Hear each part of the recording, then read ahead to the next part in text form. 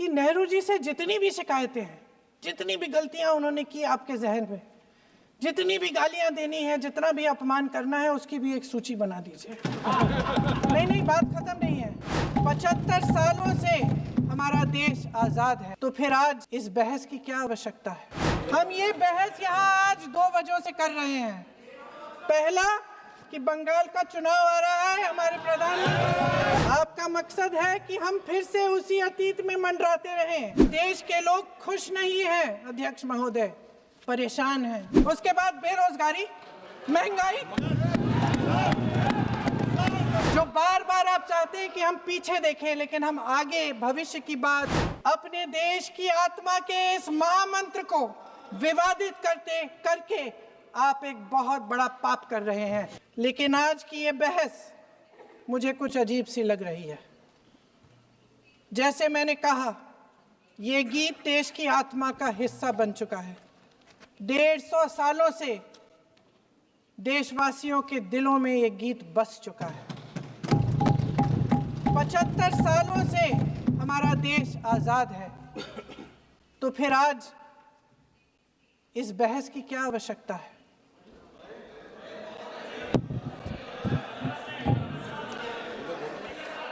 हमारा यहाँ मकसद क्या है?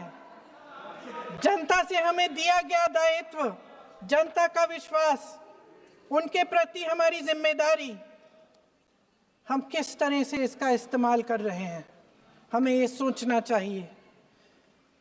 क्योंकि अब इस मोड़ पर हम इस सदन में अपने राष्ट्रगीत पर भी बहस करेंगे। आपने बहस मांगी है, आपने बहस मांगी है। आप तो इलेक्टोरल रिफॉर्म्स की बहस नहीं मांग रहे थे कि जब तक हम इस पर बहस नहीं करेंगे तब तक उस पर बहस नहीं होगी। इसकी वजह क्या है? इसकी वजह क्या है? हम आज यहाँ ये बहस क्यों कर रहे हैं? हमारा राष्ट्रगीत है, इस पर क्या बहस हो सकती है? हम ये बहस यहाँ आज 2 वजहों से कर रहे हैं। पहला कि बंगाल का चुनाव आ रहा है, हमारे प्रधानमंत्री अपनी भूमिका निभाना चाहते हैं उसमें। और दूसरी वजह ये है, ये मकसद है, पुरानी मकसद इनकी अध्यक्ष महोदय, कि जिन्होंने स्वतंत्रता की लड़ाई लड़ी, जिन्होंने देश के लिए बड़ी बड़ी कुर्बानियां दी, उन पर सरकार नए आरोप लादने का मौका चाहती है।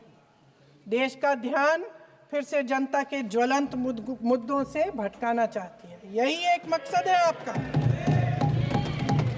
आपका मकसद है कि हम फिर से उसी अतीत में मंडराते रहें, उसी की तरफ हम देखते रहें जो हो चुका है, जो बीत चुका है। क्योंकि ये सरकार वर्तमान और भविष्य की ओर देखना ही नहीं चाहती, वे इस काबिल ही नहीं रही। सच्चाई ये है अध्यक्ष महोदय कि आज मोदी जी वह प्रधानमंत्री नहीं रहे जो एक समय में थे। सच ये है कि ये दिखने लगा है, उनका आत्मविश्वास घटने लगा है, उनकी नीतियां देश को कमजोर कर रही हैं। और मेरे सत्ता पक्ष के साथी चुप इसलिए हैं क्योंकि अंदर अंदर से वे भी इस बात से सहमत हैं। आज देश के लोग खुश नहीं हैं अध्यक्ष महोदय, परेशान हैं, तमाम समस्याओं से घिरे हुए हैं, और उन समस्याओं का हल आप निकाल नहीं रहे हैं। हाँ ठीक है, उसका भी बोल लेंगे, समय आएगा तो उसका भी बोल लेंगे। बल्कि कल समय आ रहा है, चुनाव पे चर्चा होगी, उस पे भी बोलेंगे। अध्यक्ष महोदय, इनके भी अपने लोग दबी जबान में कहने लगे हैं कि सारी सत्ता को केंद्रित करने से देश का नुकसान हो रहा है। इस बीच अगर हम अतीत की बातें नहीं करेंगे तो कौन सी बातें करेंगे? ये किसी और बात के काबिल ही नहीं है, सिर्फ ध्यान भटकाना है जनता का। इसलिए आज हम वंदे मातरम पर चर्चा कर रहे हैं। वंदे मातरम देश के कण कण में जीवित है, इस पर बहस नहीं हो सकती। लेकिन चलिए, आपने बहस मांगी, आप बहस करना चाहते हैं, बहस करते हैं। आज इस चर्चा को प्रधानमंत्री जी ने शुरू किया। उन्होंने भाषण दिया और इसको कहने में कोई झिझक नहीं है कि भाषण अच्छा देते हैं, थोड़ा सा लंबा, लेकिन भाषण अच्छा देते हैं। सिर्फ एक कमजोरी है, अगर आप इजाजत दें तो मैं बोलूं, एक कमजोरी है। हाँ, उसी पे बोल रहे हैं। वंदे मातरम पे बोलो आप। अब सर मैंने तारीफ कर ली, थोड़ा आज विषय वंदे मातरम का है तो हम वंदे मातरम पर ही रखें, ठीक रहेगा। सर ये वंदे मातरम पे ही है। सर आपने प्रधानमंत्री जी तक सुना था, अब तो शुरू नहीं हुए। सर भाषण बहुत अच्छा देते हैं, लेकिन तथ्यों के मामले में कमजोर पड़ जाते हैं, बहुत कमजोर। इसमें भी एक कला होती है कि तथ्यों को किस तरह से जनता के सामने रखा जाए। मैं तो नहीं हूं, जनता की प्रतिनिधि हूं, कलाकार तो नहीं हूं। इसीलिए मैं भी सदन के सामने कुछ तथ्य रखना चाहती हूं, लेकिन सिर्फ तथ्य के रूप में रखना चाहती हूं।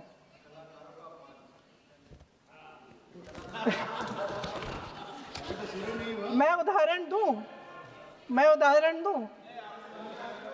उदाहरण दे देती हूँ। सर मांग रहे हैं सर वंदे मातरम के बारे में, वंदे मातरम की जो सालगिरह पे आपने एक बड़ा कार्यक्रम आयोजित किया था, उसमें प्रधानमंत्री जी ने भाषण दिया। उसमें उन्होंने कहा कि 1896 में पहली बार गुरुदेव रविंद्रनाथ टैगोर ने ये गीत एक अधिवेशन में गाया। उन्होंने ये नहीं बताया कि कौन सा अधिवेशन था। महासभा, हिंदू महासभा का अधिवेशन था, आरएसएस का अधिवेशन था। किस बात से कतरा रहे थे कि ये कांग्रेस का अधिवेशन था। और उदाहरण दूं कि मैं अपना भाषण जारी रखूं।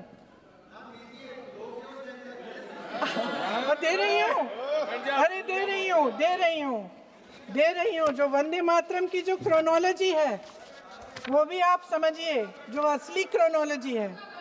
1875 में महाकवि बंकिम चंद्र चट्टोपाध्याय ने इस गीत के पहले दो अंतरे लिखे, जो आज हमारे राष्ट्रगीत घोषित हुए हैं, मतलब जो घोषित हुए थे और जिसको हम आज अपना राष्ट्रगीत कहलाते हैं। ये पहले दो अंतरे लिखे 1882 में।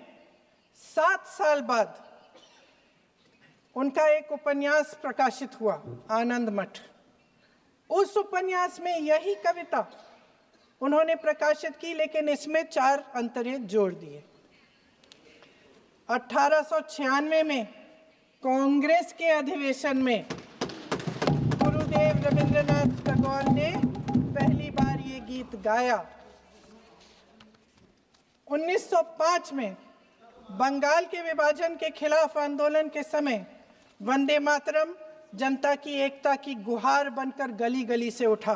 गुरुदेव रविंद्रनाथ टैगोर जैसे महान स्वतंत्रता सेनानी इस गीत को खुद गाते हुए बंगाल की सड़कों पर उतरे।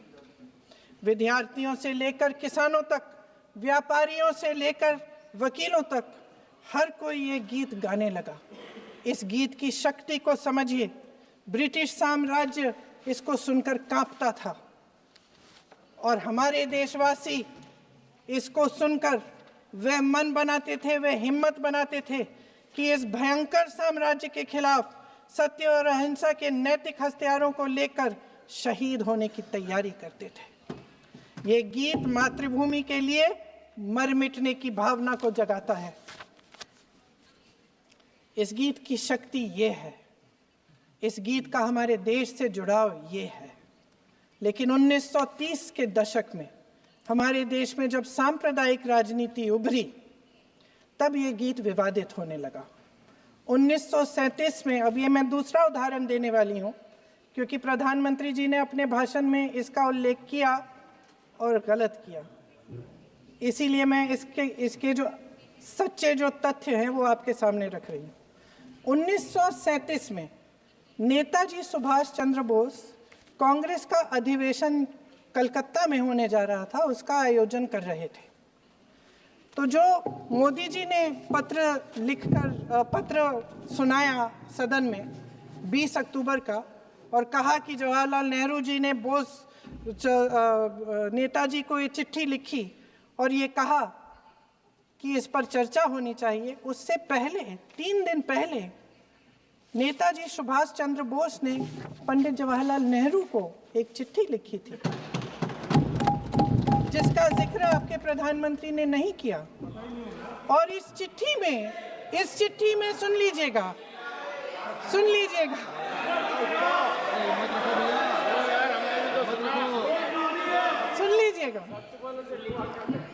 आप नेताजी के लफ्ज नहीं सुनना चाहते? बंगाल का चुनाव आ रहा है।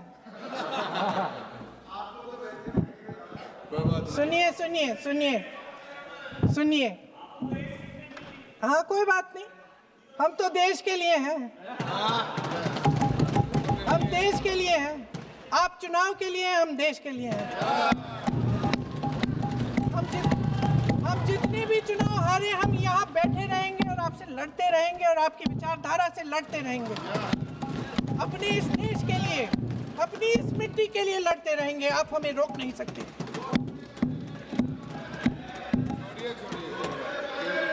सुन लीजिए सुभाष चंद्र बोस जी ने क्या कहा, सुन लीजिए। My dear Jawahar, reference Vande Mataram, we shall have a talk in Calcutta and also discuss the question in the working committee if you bring it up there. I have written to Dr. Tagore to discuss this matter with you when you visit Santi Niketan. Please do not forget to have a talk with him when you visit Santi Niketan. ये 17 अक्टूबर को लिखी जाती है। 10 अक्टूबर को नेहरू जी इसका जवाब देते हैं और आपके और 20 अक्टूबर को, हाँ ठीक है, 20 अक्टूबर को नेहरू जी इसका जवाब देते हैं। इस जवाब की एक पंक्ति प्रधानमंत्री जी ने सुनाई, बाकी पंक्तियां क्यों नहीं सुनाई? क्योंकि उनमें नेहरू जी क्या कह रहे हैं? There is no doubt that the present outcry against Vande Mataram is to a large extent a manufactured one by the communalists. Whatever we do, we cannot pander to communalists' feelings, but to meet real grievances where they exist. I have decided now to reach Calcutta on the 25th morning. This will give me time to see Dr. Tagore as well as other friends. समझ रहे हैं आप? प्रधान चुप है तो समझ ही गए होंगे। फिर क्या होता है? फिर नेहरू जी कलकत्ता जाते हैं और गुरुदेव जी से मिलते हैं और उसके अगले दिन गुरुदेव जी एक चिट्ठी लिखते हैं जिसमें वो लिखते हैं, अंग्रेजी में चिट्ठी है, उसका एक अंश मैं आपको हिंदी में बता देती हूँ, जिसमें गुरुदेव जी कहते हैं कि जो 2 अंतरे हमेशा गाए जाते थे उनका महत्व इतना गहरा था कि उस हिस्से को कविता के शेष हिस्से तथा पुस्तक के उन अंशों से अलग करने में उन्हें कोई कठिनाई नहीं थी। उन्होंने ये कहा कि स्वतंत्रता संग्राम में हमेशा से वही 2 अंतरे ही गाए जाते थे और उनको गाते हुए कुर्बानी देने वाले सैकड़ों शहीदों के सम्मान के लिए उन्हें ऐसे ही गाना उचित रहेगा। उन्होंने यह भी कहा कि बाद में जोड़े गए अंतरों का सांप्रदायिक मायना निकाला जा सकता है और उस समय के माहौल में उनका इस्तेमाल अनुचित होगा। इसके बाद 28 अक्टूबर 1937 में कांग्रेस की कार्य समिति ने अपने प्रस्ताव में वंदे मातरम को राष्ट्रगीत घोषित किया। उन्हीं दो अंतरों को कार्य समिति की बैठक में महात्मा गांधी जी, नेताजी सुभाष चंद्र बोस, पंडित नेहरू, आचार्य नरेंद्र देव जी, सरदार पटेल जी, गुरुदेव रविंद्रनाथ टैगोर जी सब मौजूद थे। इस प्रस्ताव के ये सभी महापुरुष इस प्रस्ताव से सहमत थे। आगे क्या होता है ये भी सुना लूं। भारत की आजादी के बाद जब इसी गीत के इन्हीं दो अंतरों को 1950 में डॉक्टर राजेंद्र प्रसाद जी ने संविधान समिति में भारत का राष्ट्रगीत घोषित किया, तब लगभग यही महापुरुष मौजूद थे। इनके साथ साथ BR अम्बेडकर जी भी सभा में थे और इनके साथ साथ मेरे सत्ता पक्ष के साथियों के नेता श्री श्यामा प्रसाद मुखर्जी भी मौजूद थे। वही दो अंतरे राष्ट्रगीत घोषित किए, किसी ने कोई आपत्ति जारी नहीं की, कोई आपत्ति नहीं जताई। वैसे इन तथ्यों के साथ जुड़ा एक और तथ्य भी है जो मैं यहाँ पे आपके सामने रखना चाहती हूँ। आज हम अपने राष्ट्रगीत पर बहस कर रहे हैं, लेकिन हमारा राष्ट्रगान भी एक कविता का एक अंश ही है, एक लंबी कविता का एक अंश है। और इन दोनों राष्ट्रगीत और राष्ट्रगान के अंश को चुनने में सबसे बड़ी भूमिका गुरुदेव रविंद्रनाथ टैगोर की थी। वंदे मातरम के स्वरूप पर सवाल उठाना, जिसे संविधान सभा ने स्वीकार किया, न सिर्फ उन महापुरुषों का अपमान करना है जिन्होंने अपने महान विवेक से ये निर्णय लिया, मगर एक संविधान विरोधी मंशा को भी उजागर करता है। क्या सत्ता पक्ष के हमारे साथी इतने अहंकारी हो गए हैं कि अपने आप को महात्मा गांधी जी से, रविंद्रनाथ टैगोर जी से, राजेंद्र प्रसाद जी से, बाबा साहब अम्बेडकर जी से, मौलाना आजाद जी से, सरदार पटेल जी से, सुभाष चंद्र बोस जी से बड़ा समझने लग गए हैं? मोदी जी का अपने भाषण में ये कहना कि राष्ट्रगीत को एक विभाजनकारी सोच द्वारा काटा गया, उन सब महापुरुषों का अपमान है जिन्होंने अपना पूरा जीवन इस देश की आजादी की लड़ाई में झोंक दिया। वंदे मातरम को विभाजित करने का आरोप लगाकर आप पूरी संविधान सभा पर आरोप लगा रहे हैं, उसके हर एक नेता को दोषी ठहरा रहे हैं। यह हमारी संविधान सभा और हमारे संविधान का खुला वार है। और जहां तक जवाहरलाल नेहरू जी की बात है,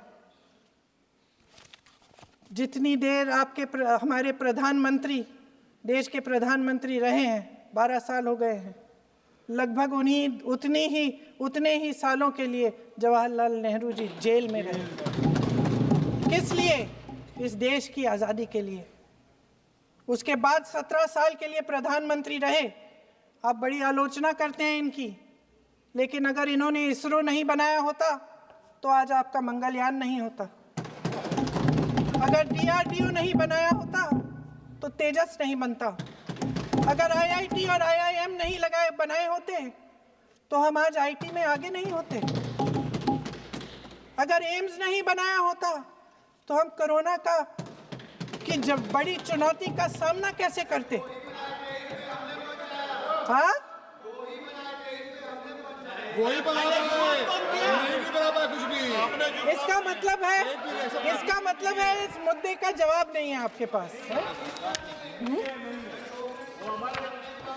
अगर इन्होंने BHEL, गेल, सेल, भाखड़ा नंगल ये सब नहीं बनाया होता जो आप सब बेच रहे हैं, तो ये विकसित भारत कैसे बनता? और मत कहिए बाकी। पंडित जवाहरलाल नेहरू इस देश के लिए जिए। सुन लीजिए, बेच लो यार, और बाकी भी बेच देंगे। पंडित जवाहरलाल नेहरू इस देश के लिए जिए और देश की सेवा करते करते उन्होंने दम तोड़ा। फिर भी सुन लीजिए, मेरी एक सलाह ले लीजिए। सर, मैं आपके माध्यम से सलाह दे रहे हैं, हम छोड़ना नहीं। सर, मैं आपके माध्यम से एक सलाह दे देती हूँ। हमारे प्रधानमंत्री महोदय 12 सालों से इस सदन में हैं, मैं मात्र 12 महीनों से हूँ। फिर भी छोटी सी सलाह है। उन्होंने अभी हाल ही में चुनाव था, कुछ महीनों पहले उन्होंने एक सूची निकाली थी कि विपक्षी दलों ने और विपक्ष के नेताओं ने कितने अपमान किए हैं इनके, और उसमें शायद 90-99 ऐसे उन्होंने अपमानों की सूची बनाई थी। तो मैं उनको एक छोटी सलाह देना चाहती हूँ कि नेहरू जी से जितनी भी शिकायतें हैं, जितनी भी गलतियाँ उन्होंने की आपके जहन में, जितनी भी गालियाँ देनी है, जितना भी अपमान करना है, उसकी भी एक सूची बना दीजिए। नहीं, बात खत्म नहीं है। 999 अपमान, 9,999 अपमान, सूची बना दीजिए और फिर हम एक समय निर्धारित करते हैं। जैसे हमने 10 घंटे आज वंदे मातरम पर हमने बहस किया है ना, उस तरह से हम अध्यक्ष महोदय जी से पूछेंगे, एक समय निर्धारित करेंगे, 10 घंटे, 20 घंटे, 40 घंटे, जितने घंटों में आपकी ये शिकायत पूरी हो जाए, माननीय सदस्य आप तो आप शांत हो जाएं और हम बहस कर लेंगे। लेकिन इस सदन का कीमती समय, जिसके लिए हमें यहाँ पे जनता ने भेजा है, जैसे हमें जनता की समस्याओं को हल करने के लिए चर्चा करनी चाहिए, इस्तेमाल करना चाहिए, उसको इसी के लिए इस्तेमाल करिए। उसके बाद जैसे अंग्रेजी में कहते हैं ना, जैसे अंग्रेजी में कहते हैं कि once and for all let's close the chapter, close कर लीजिए। देश सुन लेगा क्या क्या शिकायतें हैं, किसने क्या किया, इंदिरा जी ने क्या किया, राजीव जी ने क्या किया, परिवारवाद क्या होता है, नेहरू जी ने कौन सी गलतियां की, सुना लीजिए, फिर खत्म। उसके बाद बेरोजगारी, महंगाई, महिलाओं की समस्याएं, जो पीएमओ में हो रहा है उसकी बातें, उसकी चर्चा, जो बैटिंग ऐप के बारे में हो रहा है पीएमओ के अंदर, आप सदस्य प्लीज, जो एफस्टीन फाइलों में बोले, आपके मंत्री महोदय के नाम निकल आए हैं, उसकी चर्चा करेंगे। आप वंदे मातरम में बोले, आप इधर उधर डाइवर्ट मत हो।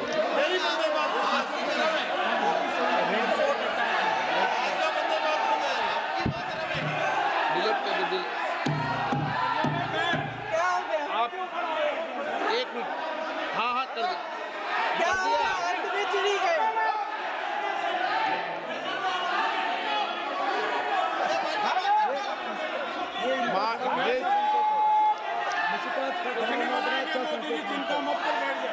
बहुत बढ़िया। माननीय सदस्य, 1 मिनट, माननीय सदस्य, आप वंदे मातरम पर सार्थक चर्चा करें। ठीक सर, इधर उधर डाइवर्ट यही थी सर, संक्षिप्त में बात यही थी, कोई डाइवर्ट नहीं होना हम अतीत चाहिए। में बातें करते रहते हैं। माननीय सदस्य नहीं, आप बिना तथ्यों के कोई बात नहीं करें। आप वंदे मातरम पे बोले उचित रहेगा।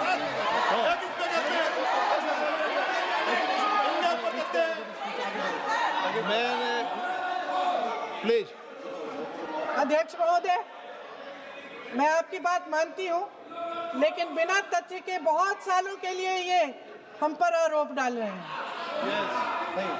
हम चुपचाप सुनते हैं, इनको भी थोड़ी सी संतुलन होनी चाहिए, सुनने की थोड़ी सी हिम्मत होनी चाहिए। ये राजनीति है, हम बोलेंगे, आप वंदे मातरम बोलें। वंदे मातरम सर। महोदय, आज की ये बहस सिर्फ ध्यान भटकाने के लिए की जा रही है, क्योंकि ये सरकार इस देश के वर्तमान की असलियत छिपाना चाहती है।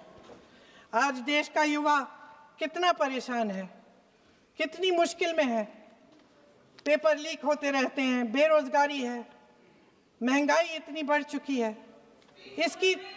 इसकी चर्चा हम सदन में क्यों नहीं कर रहे हैं?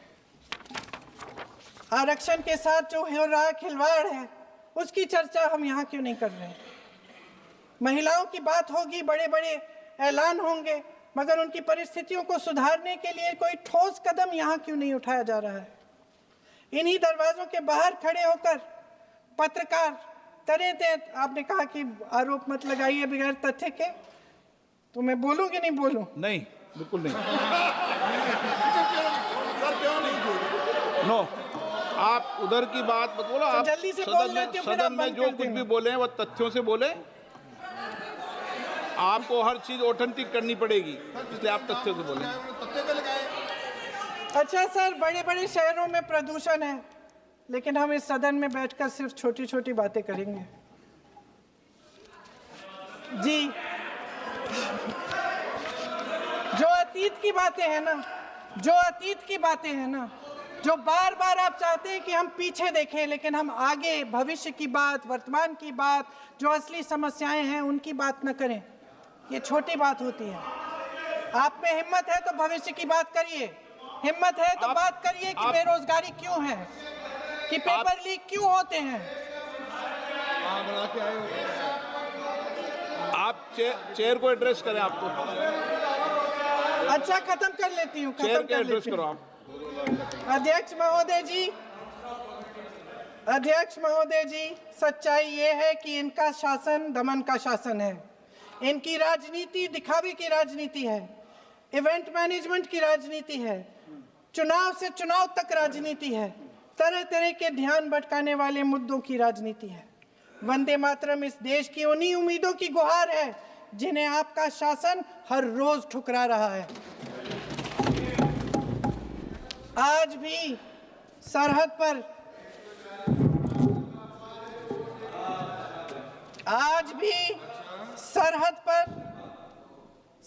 पर जवान जब दुश्मन का सामना करता है तो उसकी छाती में वंदे मातरम गूंजता है। आज भी जब हमारा खिलाड़ी अंतर्राष्ट्रीय खेलों में जाता है तो उसके दिल की धड़कन में वंदे मातरम होता है। आज भी इस देश के करोड़ों देशवासी जब अपने राष्ट्र ध्वज को फहराते हुए देखते हैं तो उनकी जबान पर वंदे मातरम, वंदे मातरम, वंदे मातरम आता है। कांग्रेस के हर एक अधिवेशन में 1905 से लेकर आज तक सामूहिक तौर पर वंदे मातरम गाया जाता है। आपके अधिवेशनों में गाया जाता है कि नहीं, ये बताइए। अपने देश की आत्मा के इस महामंत्र को विवादित करके आप एक बहुत बड़ा पाप कर रहे हैं। इस पाप में कांग्रेस पार्टी शामिल नहीं होगी। ये राष्ट्रगीत वंदे मातरम हमेशा से हमें प्यारा है, हमेशा से हमारे लिए पवित्र रहा है और हमेशा के लिए हमारे लिए पवित्र रहेगा। धन्यवाद।